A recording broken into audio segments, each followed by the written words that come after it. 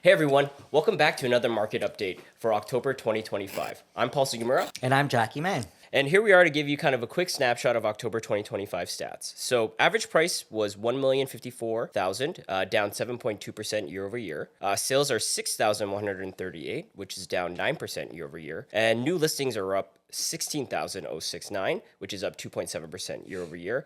And the biggest takeaway from this month is the interest rate has now dropped to 2.25%. Yay! Woo!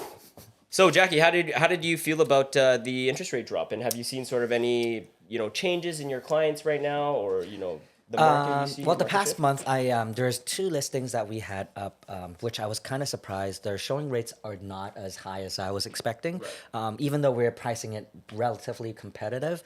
The house is it shows excellent. There's updates and it's fully staged. We did the whole 9 yard, but usually I've seen the drop of around, let's say, 30 to 40% down in terms of showing rates, right? And I see that across the whole broker-based stats as well. Right. Yeah, I think for my side, same thing too. It's definitely been a little bit slower. I did see a little bit of an uptick in terms of right when the interest rate got dropped. I had a couple condos, which, as you know, right now the condo market is not the greatest, but we did have a little bit of an uptick. I think right now we're the biggest segment of where there's a lot of competition. I think is kind of in that 1 million mark, 1.1 to 1.2 mark. I think is where you see a lot of competition. Because I think Yeah, that's those goes really fast. because I think that's where most people are now kind of sitting in that affordability, right?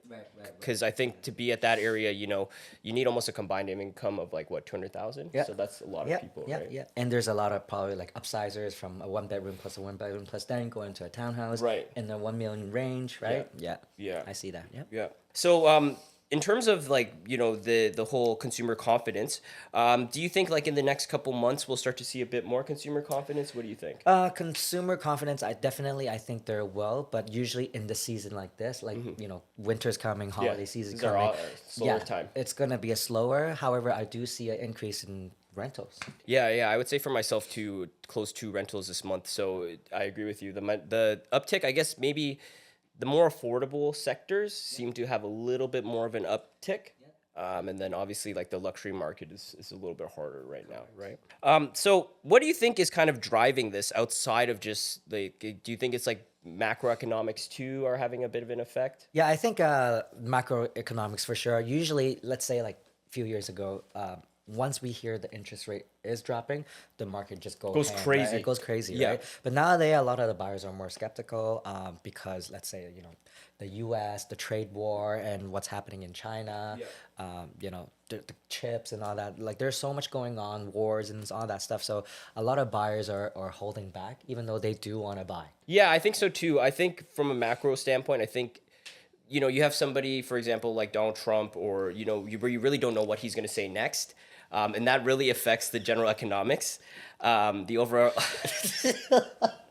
Yeah, so I think kind of talking about the whole macro side, I think you are very correct in terms of jobs are affected by this, income, credit, and that really has to do a lot with how the overall economics are, right? If economics are good, people are getting hired. There's been a lot of people who've been getting laid off recently as well. We've seen a huge sector of that too. So I think, yeah, when people are uncertain, when people are kind of holding their money a little bit tighter Right. to the hip, Right. that also affects our industry, right? Because Correct. people need to have that. If you have that disposable income, you Yep. can upgrade, you can buy, right?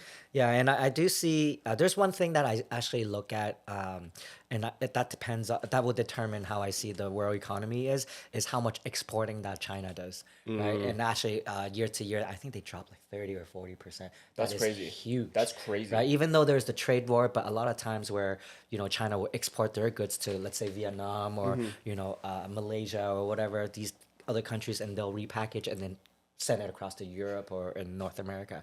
But 40%, that's huge. a huge number. That's right? huge. Yeah. Wow. What does the 40% like exports have to do with economy here, like the rentals? Rentals? It's like the whole world economy. Because, China is like the manufacturer hub. They produce all the goods and everybody starts buying or whatever, right? So if they're producing less, that means everybody's not buying as much. They may not be even buying.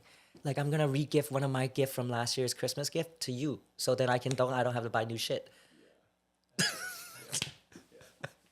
So Jackie, what are you seeing over on the seller side with regards to sort of the market conditions right now? So sellers, what I feel is if they own a condo owner sellers, they're more realistic. Yes. They're a lot more realistic when they want to sell something. You tell them they already know that the market is crap, right? So then they are expecting it's not going to be as good as the previous comparable, for example. But now if you're talking about a detached freehold home, those sellers still has a certain type of expectations. They don't want to be the lowest sold comparable. They want to be the So they actually do want a little bit more than what their neighbors sold at because I have this and that. So they still do like the apple to apple comparison, right? Especially for like $1 million, like low $1 million type of homeowners, right? Yeah, I think from my perspective, definitely seeing that too. I think for condos, I think the condo market has just gone beaten down repeatedly in the news and everything as well. So I think that the homeowners are more aware of, hey, this is what the new norm is, right? Right, But I think right, to right. your point, I think because there's also less listings available too, buyer or sellers are like, oh, I can kind of hold on a little bit longer. Exactly. Right? There's less Exactly. product available. And then additionally speaking too is a lot of the people who are selling these homes I find are maybe their investment residence they've already sold off. But the Right. one that they own, they're like, well, you know what, I live here, so Yeah. I can just wait till I Yeah. sort of get the price that I want. Yeah, Right? yeah. I'm not in a rush to sell. Yeah. Right? But then I have a pre-con closing in 5 months.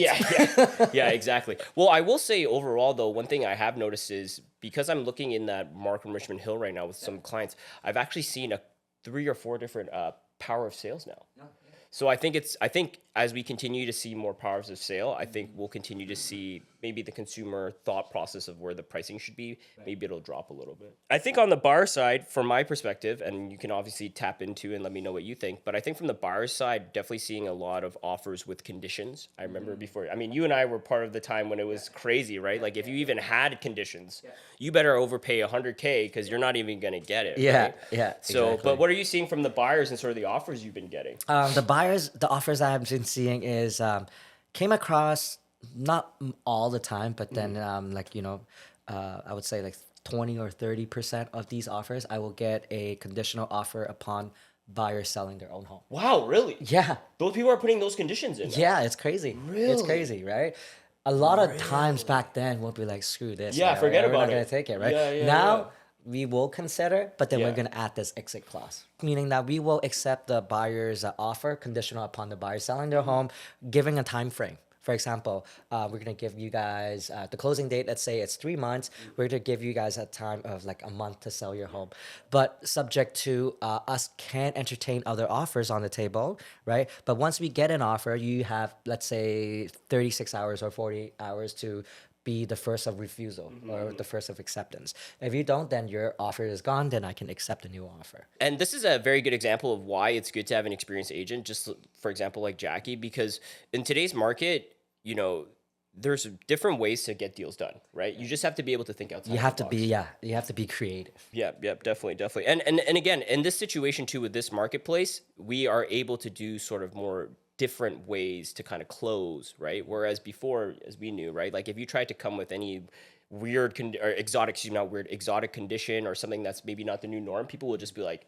get out of here. So, Paul, what do you see when you work with like new buyers right now, new buyer clients? What kind of concerns or questions that they will have? Yeah, I think the biggest thing right now for buyers is affordability. And they really are concerned about, sort of making their monthly payments. I think partly with the news also kind of drumming up a little bit of consumer scaredness. Like it is kind of fear mongering a little bit.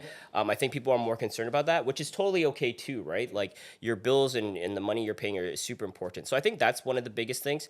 A few other things that I notice, first time home buyers always mentioning is, what are my costs? What are my closing costs? I think that's something that people are not really too aware of as well. So there's so many closing costs that come.